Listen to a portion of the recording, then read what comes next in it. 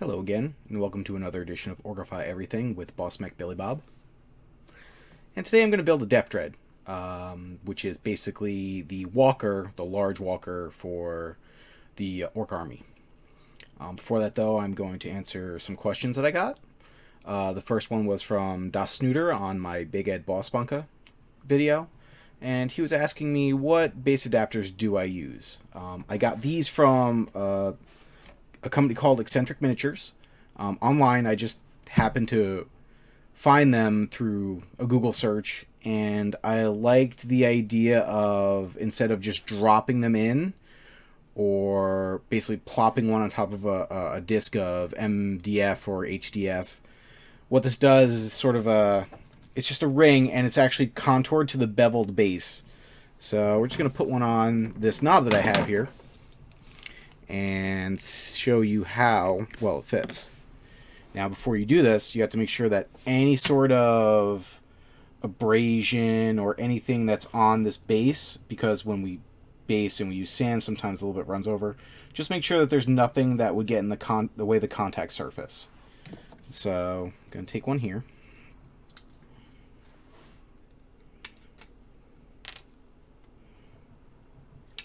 Now, theoretically, you could clip out this whole sprue of them, but I found out that for whatever reason, one of these sets fits only with its mold mate from the other side. I don't really know which one it is because they seem to be exactly the same, and I did it while I was basically basing 10, 20 of them. So I just kind of just put them all out there, and next thing I know, I'm like, why don't these fit as well as they should? So you can see that it is angled, so that way no matter which way you'd put it around the base, one should connect to the other. So we're going to take some plastic glue, because this is actually PVC plastic, and you're going to want to just touch here, here, and here. And for the other one, I'm going to touch here, here, here. And then we're going to set the model down onto some sort of surface that you don't have to worry about any sort of glue or anything running on, which is why I'm using this cutting pad. And just press it flat. Give it a couple minutes, and it's pretty much ready to go. But yeah, I've actually made it up to a 32mm base, which this is actually one of them. It's exactly the same size. So I hope that answers your question. Another question was, or rather a request was, Organifying my mailbox, and I don't think that's a good idea, because orcs tend to do a lot of really sharp things on their stuff, and if I put, those sheet metal dags, will basically have the equivalent of the hardcore version of Crocodile Dentist. I don't know if you've seen that, but basically they have a bunch of X-Acto knives taped to the top of the crocodile for the Crocodile Dentist, and if you press the wrong tooth, then it'll just snap at your hand. And I don't want to do that. So, on to main project for today. That's 60mm base for the Deff Dread. Now, the first part of the Deff Dread is always taking the body out and making sure that that's fully formed, so that way you can start building onto the legs. So, I want to talk a little bit about why I like orcs while I do this. And initially I was an Imperial Guard player, and I love catechins, and I still love them to this day. In fact, I bought a very, very large catechin force right before they became really hard to get, almost, basically. They're made to order now. You can only order them through the GW website. And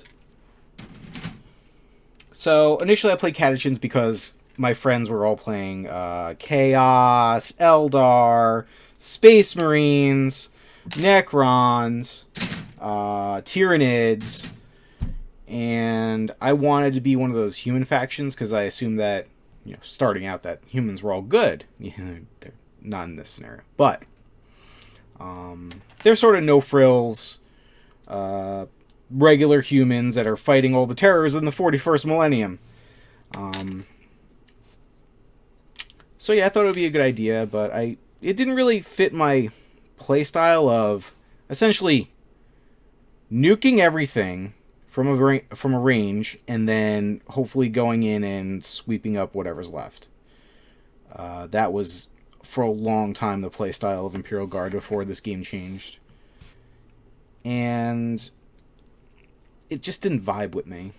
I tried to do like Armored Fist Squadrons, which are guys in chimeras that just kind of run up and, you know, they do the brunt work of clearing out things, usually with some sort of special weapon, and taking objectives, but they would never live very long.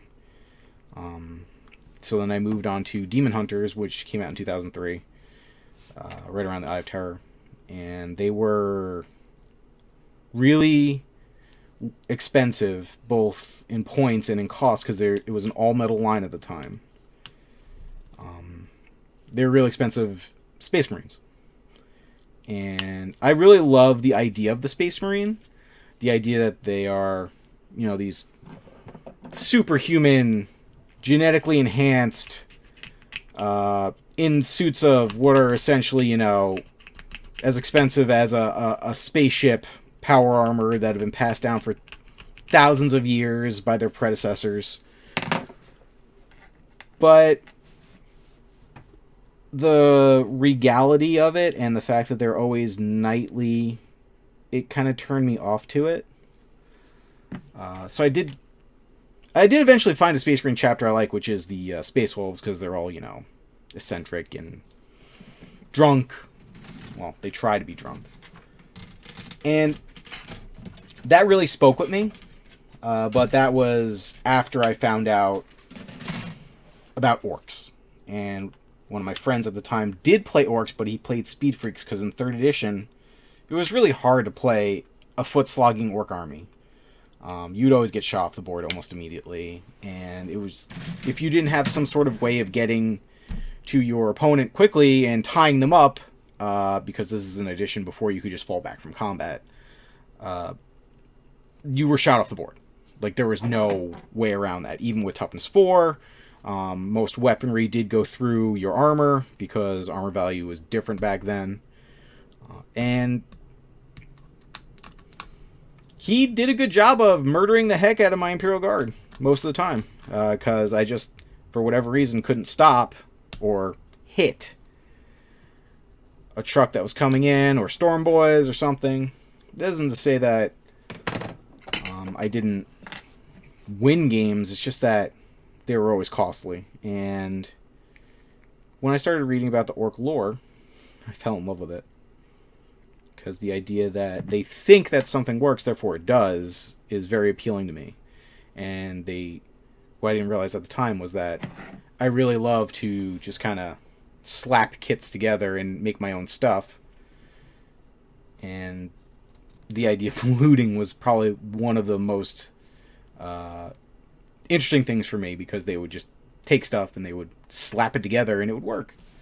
So my Imperial Guard looted Leman Russes came from my old Catachan army. And my clan is Snakebites, which are, at the time, they were like, you could have 3 heavy support choices from any Imperial Codex. Okay, I'll take a Leman Russ, a Demolisher, and a Basilisk, and be done. Because those are really the only 3 choices that the Imperial Guard Codex had for heavy support tanks. So, fell in love with it. Love the idea that I could basically Games Workshop's entire model line could be used for what it was supposed to be, or Orks.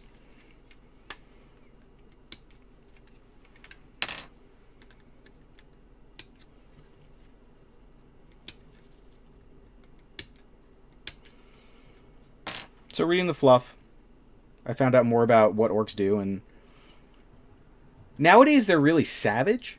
They're really violent. And not to say that there wasn't violence back in the day, but it was sort of like like slapstick, almost ridiculous violence. Like, I mean, sure, they'd kick their grot assistant or something like that, or you know, they'd get in a fight with each other, but like nothing inherently brutal and malicious in the sense of like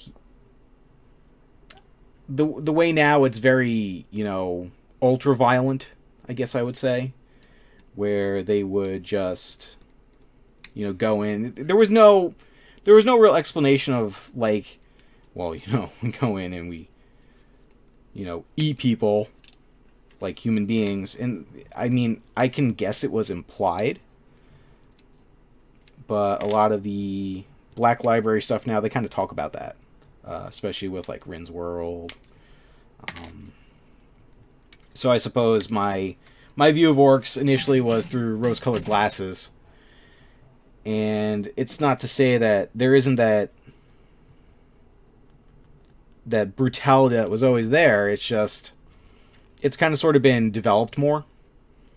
Previously, it was a lot of, you know, slapstick silly that really I fell in love with. And, you know, it's goofy. They were very goofy. They were lanky looking, you know, they were supposed to be very tough. And they had these guns that would do just random stuff. Like the zap gun, which would automatically hit.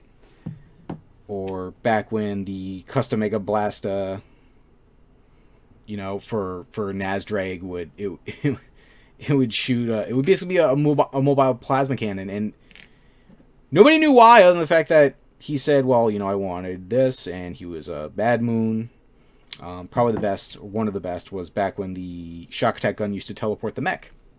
You'd roll on the chart, and it would teleport. And even though I never played in second edition, there was just ridiculous guns back then. There was the rocket that would basically the pulsar rocket, and it would just land somewhere and it would pulse and knock everybody down, which that was a thing back in second edition. And why have this? Because it was ludicrous and apparently it caused a lot of mayhem. Alright, so basically right now I have the torso set up, the engines are on, and I'm going to move on to the feet and the legs. So I can't deal with Deff Dreads that are very static looking, because orcs are really goofy and clunky. And if you look at the previous boy kits, the ones that are not the current ones are a little more realistic. They don't have the crazy scoliosis going on, stuff like that. But if you look at the old orc kits, they're kind of fluid and dynamic in the sense of, like, you know, one leg's outstretched, the other one is like crooked up, so that way he's like lunging. And there's not much movement in the Dreadnought kit in terms of repositioning the leg. But you can always make it look like it's doing a ridiculous lunge, or it's like working on its tippy toes, or maybe it's reeling backwards. So I'm going to clean up these mold lines here, which you can probably see. You can see this line that's going right through the middle of it.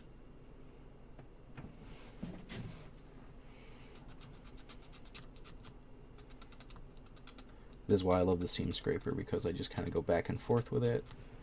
And for the most part, the line will disappear. Now, there is some sort of give here because you are in between what are essentially large spikes, and you can't really scrape the whole thing off without ruining the spikes. That's just the way that this model is cast. I'm going to take the X-Acto blade here, and I'm going to remove some of this nubbin. Careful when you do this, because if you slip, it hurts. That's why you should always do a sharp blade, because even though if you do slip, the cut will be clean into your skin, versus, say, a dull blade, which will actually more rip, and it's not a good feeling when you get a dull blade shoved into your finger. It hurts a lot.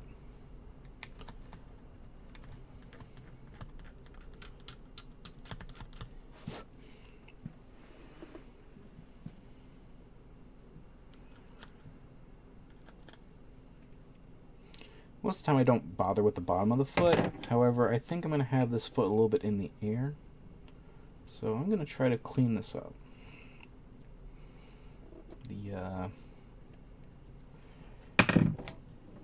The gates attaching it to the sprue are a little thick, so...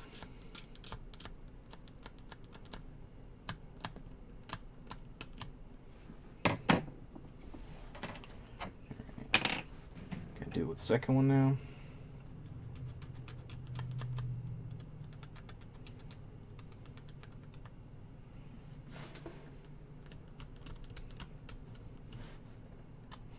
Still trying to find out where the focus of this camera is. Initially I thought it would be a little bit higher, but it isn't.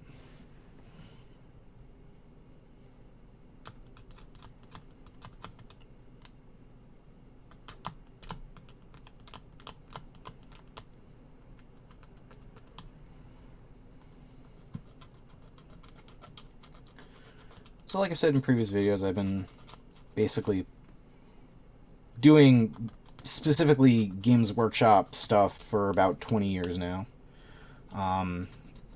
It's what I enjoy, and I really tried to get into cars and trucks and stuff like that, you know, like Revell kits, AMC kits. I don't know why, or AMT. I don't know why, but as much as I love cars. I love them. I just can't get into model kits. There's something about the fantasy and sci-fi that I truly do enjoy, and it comes out in these models. So look at the other side of the leg bits here, which are right here.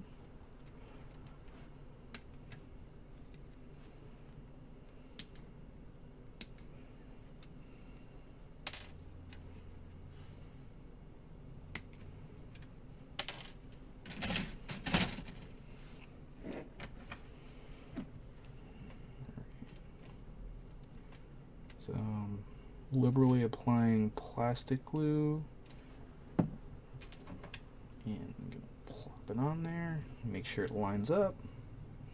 There will be a little seam, right? You can probably just barely see it. That's just because two different pieces of plastic trying to meet on a flat plane will always leave that in. I'm going to assume it was some sort of lack of ability to press the mold properly, that they didn't just make this one giant chunk.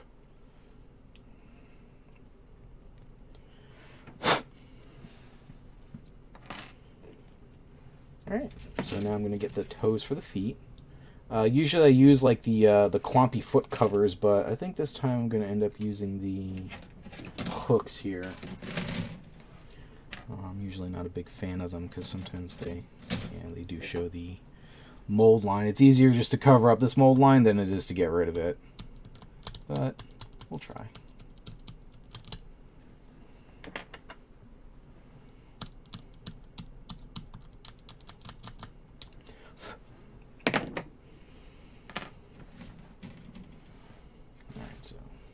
Claws. These claws are also another pain in the butt in order to get rid of their mold lines because they're everywhere. This kit has actually been put out since 2009, so it's one of the older kits. The only things older than it are probably the boy kit itself before it just got released again as something that isn't Scoliosis Orks.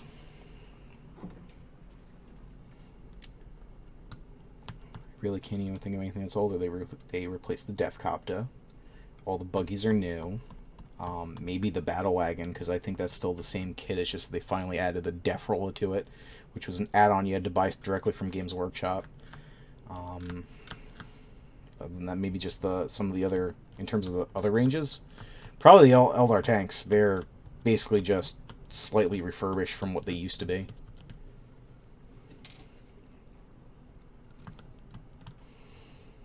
But yeah, I'm having a little bit of a trouble trying to adjust to the new orc boys because they look too... I don't know how to describe it. They have too much posture, I guess. Old orc renditions, they would always be hunched over, and even in the fluff, they say that, okay, they stand as tall as a man. However, if they stood up straight, they'd be taller. And now the orcs that are coming out in the Battle Force, I don't know if they're going to release them as a regular kit, because the weirdness about the kit is that you get like 6 slugga boys and 4 shooter boys, and then or something like that, or 5 and 4 and 1 knob, or whatever. I don't remember. It's been a while since I put them together, because as soon as they came out, I was like, oh, I'll put them together, and then I realized they were kind of like the New Orc Commandos, which, by the way, I love the New Orc Commandos. They have that blood axe feel to them. In fact, they actually have blood axe icons and glyphs on them. But they sort of follow the old hunched orc feel. At least either that's because they are so laden with gear that they are hunched over, or they're just sculpted that way. But the New Orc boys are just too soft in terms of texture. A lot of the GW Orc line has been getting softer looking, because if you look at the old 3rd edition Orcs, they have, wrinkled skin. Usually their top lips are very... they have, like, almost crevasses in their jaw lines and everything. It's very not really sharp, but there's a different detail level to it. It's kind of like the comparison that people make between Dragon Ball Z and Dragon Ball Super, where the detail just wasn't there in the later stuff. I mean, I keep seeing memes of that all the time. But I don't like him. The knob in the kit is amazing. He's a big, chunky boy, and he will wreck your face when you look at him. But the rest of the boys, they just don't look like they're as orky as I would like them to be. They're just too soft looking. I can't describe it any other way. I wish there was a little bit more ruggedness, and I don't know. So I'm gluing the legs here, and as you can tell, I'm doing this weird looking walk, which you'll see I will basically make him look like he's kind of off kilter, kind of wallowing about. So this is going to be the bottom leg. That's going to actually be contacting the base. Now these nubbins actually attach to claw here. Because it's in the air, I don't really want it to look like it was flat. So I'm going to curve it a little bit like he's standing. Because if these are like sort of like you'd expect a hook or a grapnel that was attached to a point, it would, instead of being flat when it was standing, it would just kind of curve down.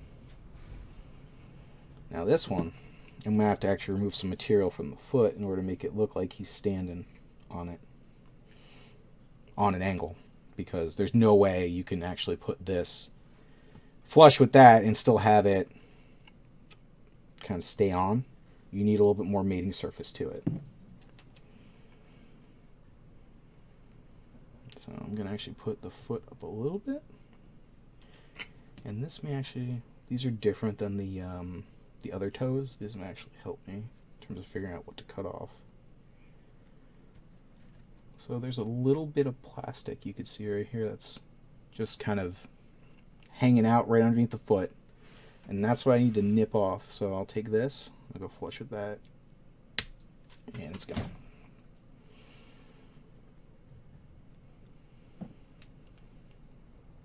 And The leg socket's already mostly cured, but I'm probably going to need some sort of support while I build the arms to hold this on, like this.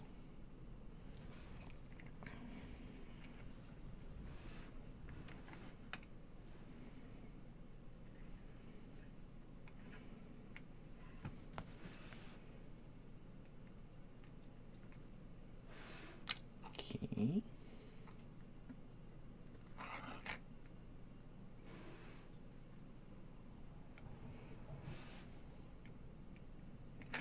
Ooh. Check it.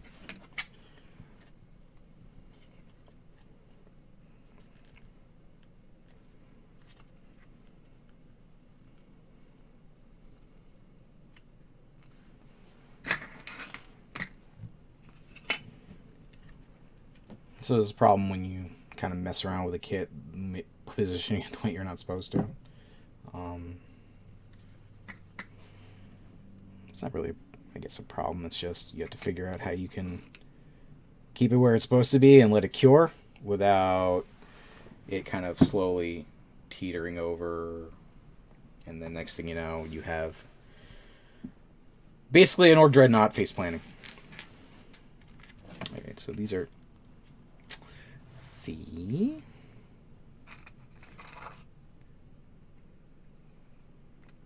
So these are the exhausts, the mufflers, because for some reason Orcs use mufflers. I don't know why. Considering the fact that the thing is loud. Whatever.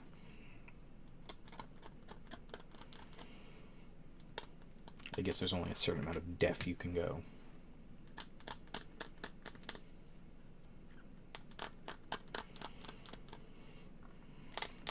So to get back to Yammering, I started in 3rd edition, midway through 3rd edition.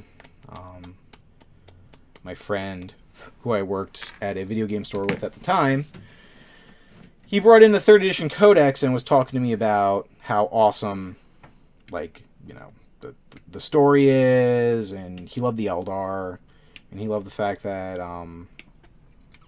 you know, there was this kind of sort of a superior, or in their mind, superior race that they were made by the Ancient Ones, and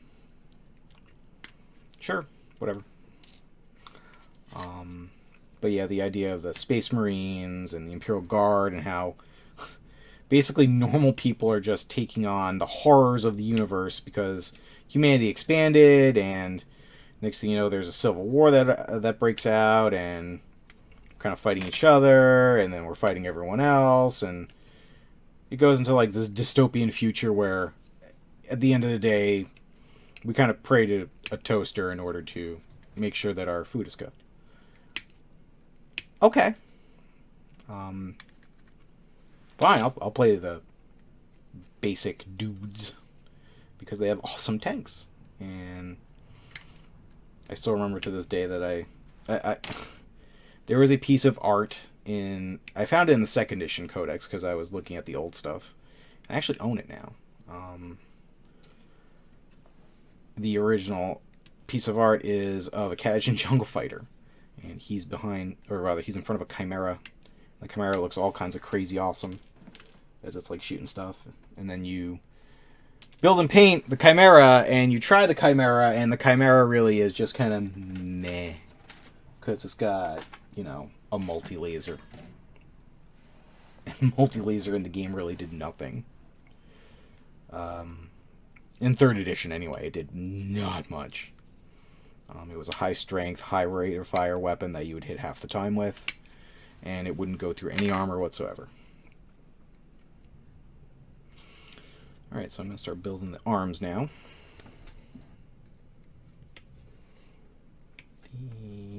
So the Dreadnought actually can have up to 4 arms. Well, it actually does need 4 arms. So 2 of them are the large arms, which are attached to the shoulder socket up top, and then 2 of them are smaller arms that usually carry some sort of weapon or can use the smaller arm set, which is on this sprue here, like this piece and this piece here. And they can either carry another set of buzzsaws, which I don't really find useful in this edition because apparently you have to declare what weapons you're going to make, or what weapons you're going to use in order to attack something.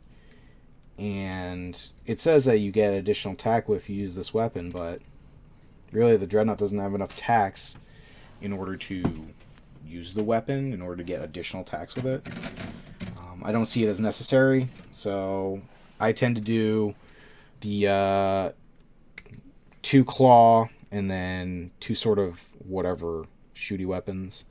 Today I think I'm going to end up doing 2 scorches, which is the heavy flamer equivalent for orcs. Now the weird part about that is that really there's only 1 scorcher that comes in the box, so I'm going to be using 2 Killacan scorches, because 1, if you put scorches on Killacans, you're really losing their good ballistic skill, and by good I mean average. And 2, I would rather have my Killacans with rockets, because they just blow everything out of the water.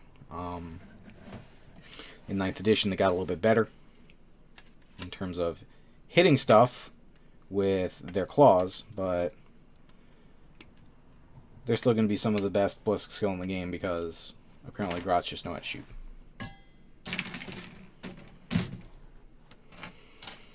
Alright, so I'm going to make the main arms right now with 2 different claws on it. So you can see this piston here. And this one here, you can see this, the seam line on it. This is why I end up using this tool, because rather than hitting only 1 point, I hit most of the actual piston and still keep it relatively circular. Same thing with this socket here, because you don't really see flat pistons on any sort of hydraulics. That just doesn't make any sense. Most of them are sealed with O-rings, and they're circular.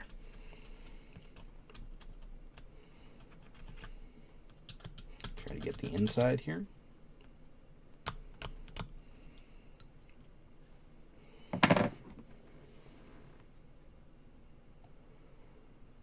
Get some extra nubbins here.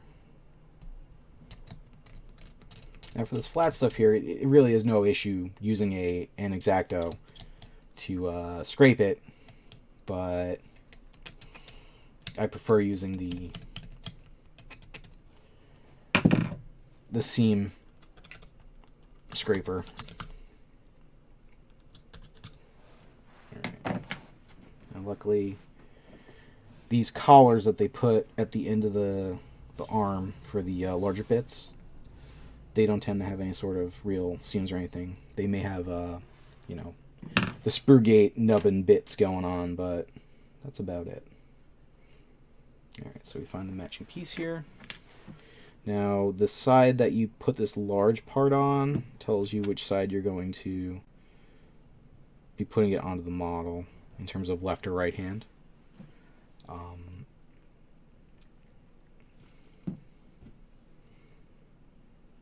Really, the big pieces of arm by themselves they go on either side. It doesn't matter. It just depends on where you put this little, sort of little wrist coupler to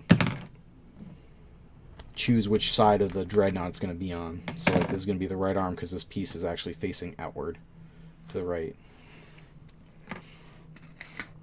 Oh, still not dry.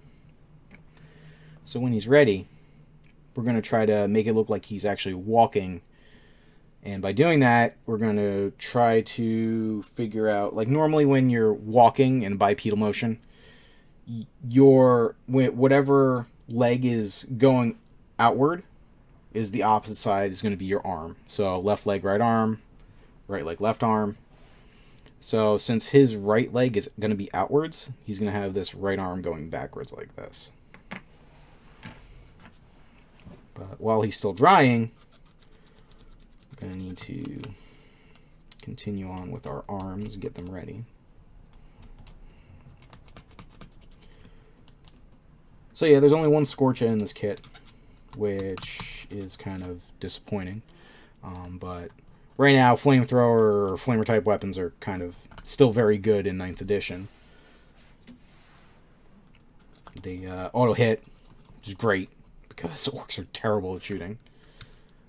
So he would be more along the lines of either somebody who is way up front and is willing to take a charge and take, throw 2d6 of damage to the oncoming charger, or he's somebody that kind of gets up close and even if he doesn't get charged, he still could just lay down blankets of flame. I've always thought that the Dreadnought should be not really the guy that throws slugs down the range. He should always be the guy that's kind of in the middle of melee, because back in the day, Dreadnoughts were something to be worried about. However, they never really, in terms of Imperial Space Marines and even Chaos Marines, they didn't really throw out enough attacks to warrant them being in combat, but the Orc one did. And I'm glad to see that it still has got like a good amount of attacks. It's just, right now it's trying to get there. That's kind of sort of the hardest part about having pieces of armor, especially in this current edition. Everything can damage everything. This isn't like before where we had armor values and you had to kind of go through the armor with your weapon in order to do anything to the vehicle. It's not that way anymore.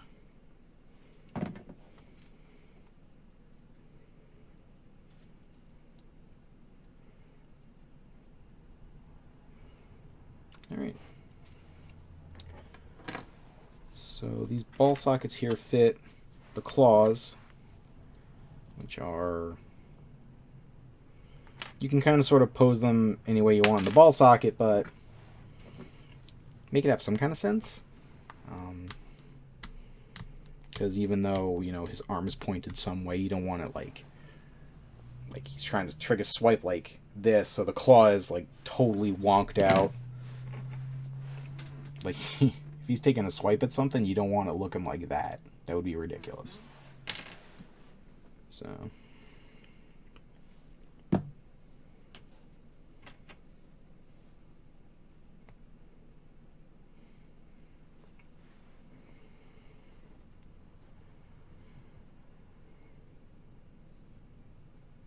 Now with plastic glue, you do need to wait a little bit, because as this sort of melts the plastic, it does take some time in order to both melt and then get gooey enough in order to leave it to set. As you can see with me positioning this model right now, it might take some time for it to be ready. And I probably don't want to put on the right arm just yet, because that right hand side is up in the air. So we'll try the left one first.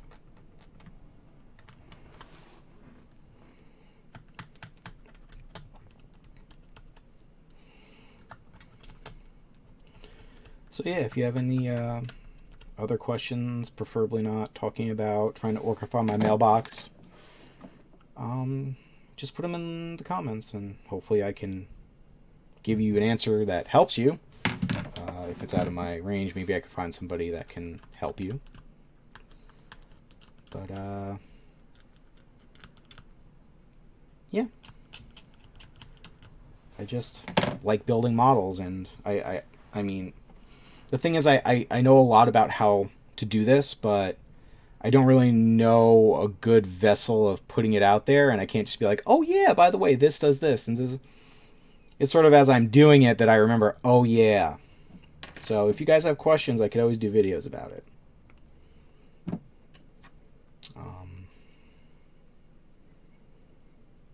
So as of recording, it's December 7th, 2001, and my girlfriend and I are getting ready to go to PAX in a few days. PAX Unplugged over in Philadelphia. And it's one of those conventions that I remember the first time I went there, there was literally nothing going on. A lot of vendors that were there really kind of, it seems like they kind of underestimated what they were going to be going to. So they didn't bring anything. There was very little to buy. And It was, it wasn't bad. It was just different, because I'm used to going to Gen Con. Up until pandemic hit, I had been going to Gen Con regularly since 2005. And when the pandemic hit, it really roughed things up for me, because that's also the time I go to see the people I call my family. Literally. Me and my brothers from another mother, we all get together and we find Gen Con to be our excuse to go see each other every year. So yeah, it's always, I mean, for the past 2 years, we've been sort of gathering at one of our friends' dad's farms and just enjoying it, you know, doing basically this, gaming. One year we had a stunty bowl where it was basically the goblins killing everyone because we forgot to say no illegal weapons, but they're goblins and they will kill skanks dead. Alright, so that's kind of sort of what we want. This foot is still not fully adhered here, and I think I may need more glue on it. And hopefully I won't have to move to super glue, because I don't like the idea of using super glue plastic to plastic.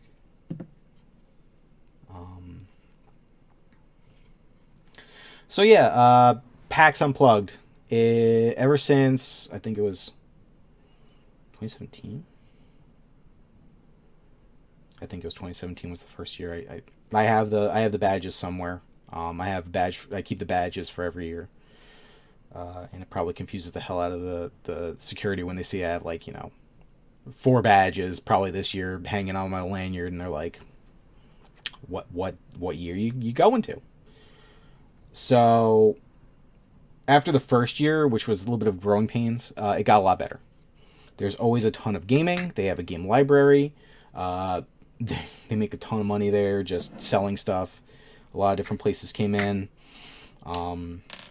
This year Games Workshop's going to be there, which I don't think they were there last year. But it's always a good time, and I look forward to it, especially because my friends and I, we just kind of...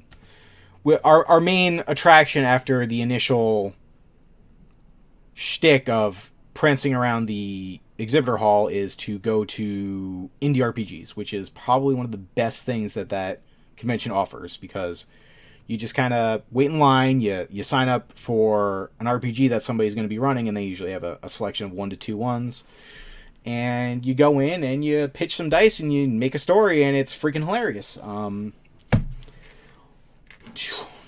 2-3 years ago, we went and we played an RPG called Dinosaur Princesses. And normally you think, what the heck are full-grown men thinking trying to play Dinosaur Princesses? Well, I can tell you it's probably one of the best RPGs I've ever played. Mainly that's because we had an excellent DM who sort of gets the story along.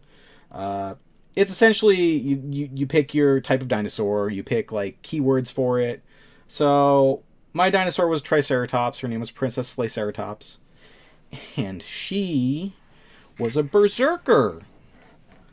I think her keywords were, like, it was berserker, rage, blood, and I don't even... It was just, like, some ridiculous things. And so what you do with your friends is you kind of... The GM makes some sort of shtick that you got to do with your friends. You know, you call them all up and you're like, okay, we got to do this. And every time somebody can help you with one of their keywords, and it has to be... It's like...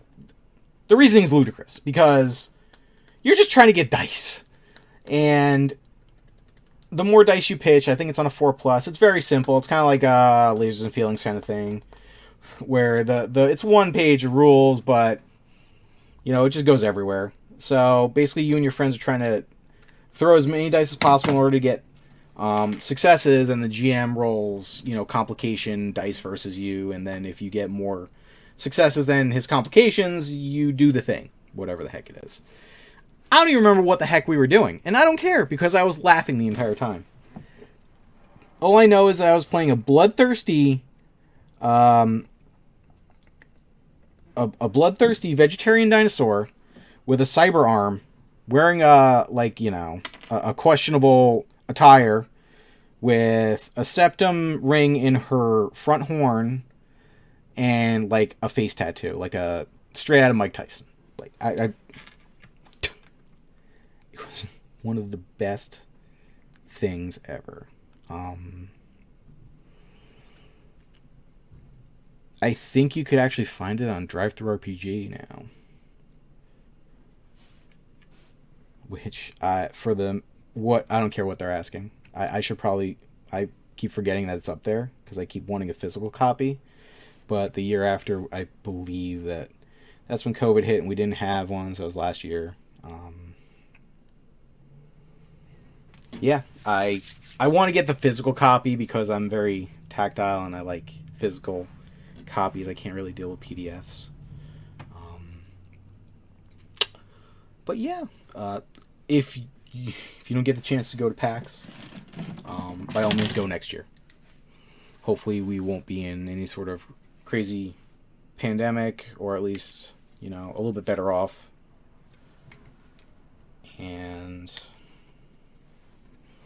hopefully people will take, this whole thing seriously and actually go do the right thing. Not necessarily for themselves, but for other people who are unable to get vaccines, because I know somebody who's like that, and I respect them very much, and I don't want them to get sick, which is... I was already going to get the vaccine to begin with, but it's also why I keep wearing my mask. Okay, this should fit. There we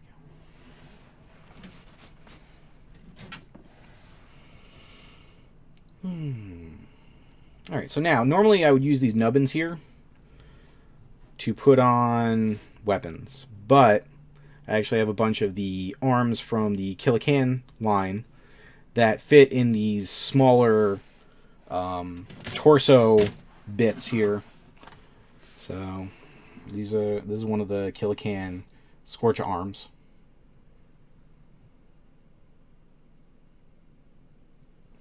I'm gonna have to clean it up a little bit. The normal Scorcha arm, which rides on the little socket, is just the gun. This one, however, has a little bit of an arm to it, like a little, almost like he's almost got like a hexapod type thing going on here with 4 arms and 6 legs, or 2 legs, makes 6. Math.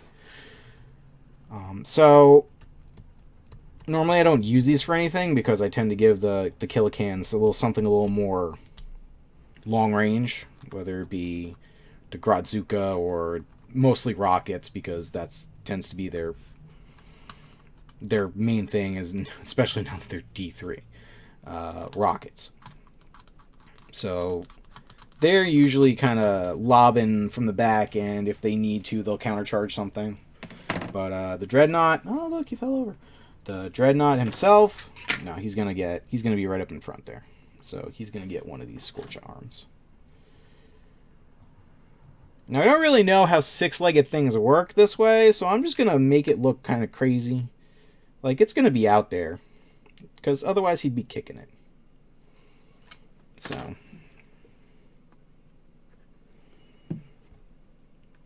you'd literally like Muay Thai knee it. And then, just rupture your gas tank. That'd be great.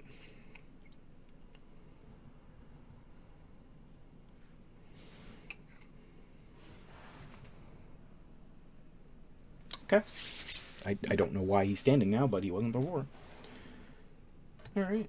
So this is the second one, exactly the same part.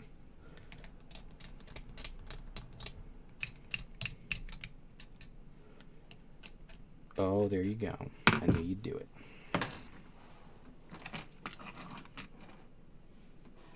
Hold on a minute. You gotta feel your way through it.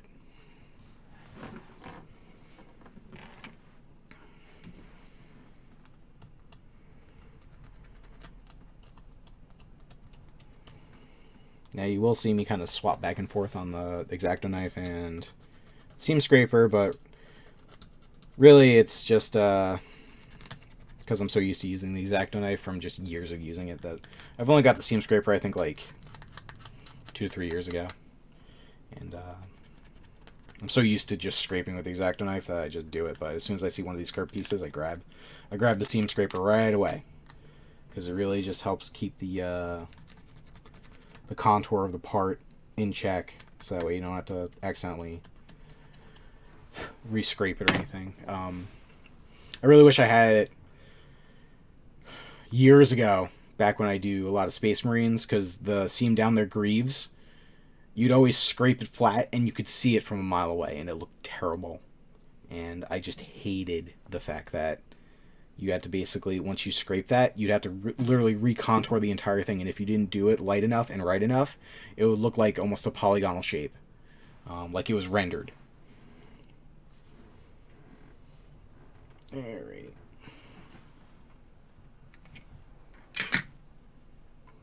Put this back under there, but gotta make them look crazy. Now I do have a couple of dreadnoughts that are already kind of posed like this, but it does work, the whole chopping of the foot a little bit in order to get a better contact patch.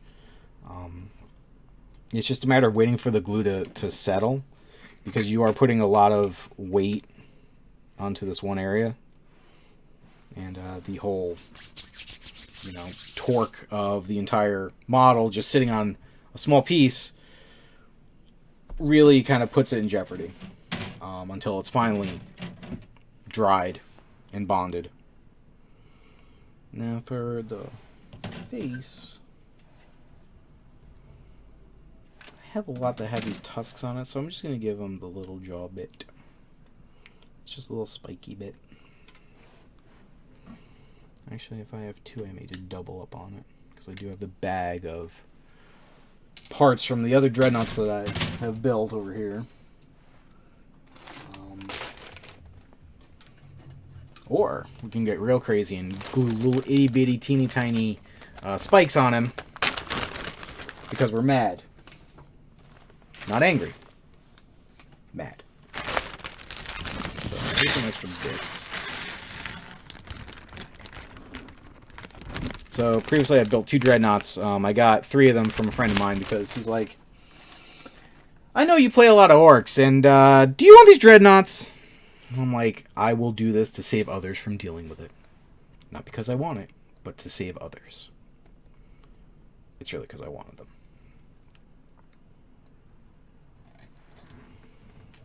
Right. Let's take a look here. So you could do like 1... then another 1. Because what's better than spikes? More spikes. Okay, you're never gonna set. I'm gonna have to leave him for a little bit in order to set. But I'll get all this stuff done, and then we'll just we'll leave him for a little bit, and he'll figure it out. Because apparently he's believing in gravity right now, as opposed to not remembering gravity doesn't exist, according to him anyway. Right.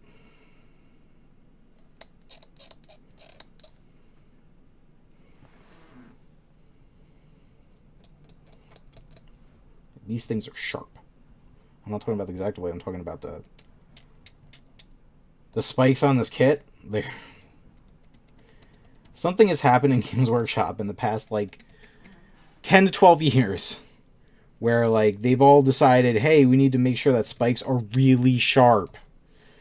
And I'm not talking, like, spears. I'm talking, like, freaking everything.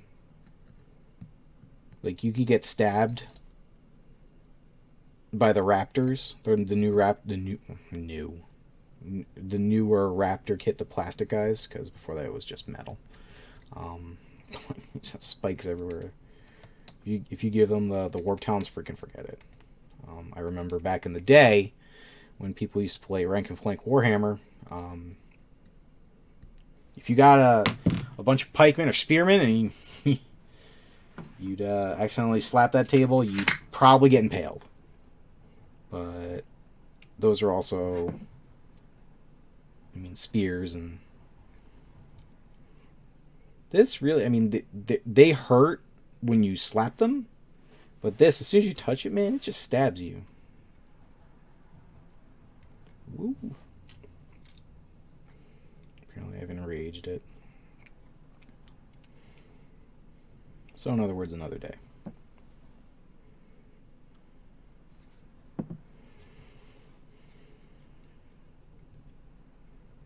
There you go. God, that's so sharp.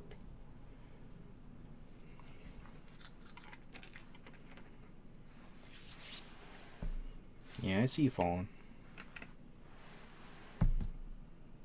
You don't know where you're going. Alright, finally, some shoulder pads. We're going to give them the really raised ones.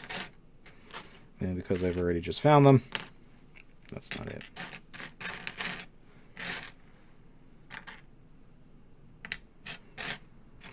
There we go. Oh boy. Alright. So these go right on top of the shoulder.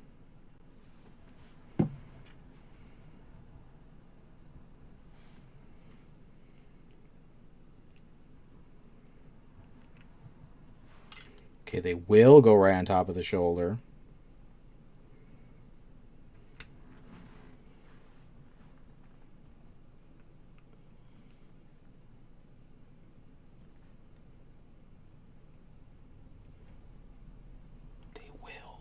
They will go right on top of the shoulder.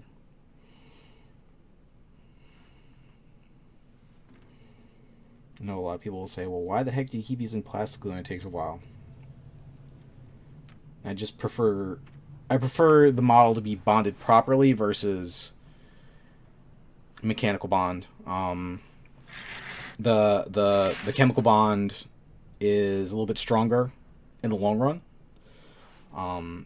But yeah, it does take a little bit more time than, say, using super glue, which is it could be almost instantaneous, but if you have old super glue, you're basically dealing with the same stuff. It just takes forever for it to dry.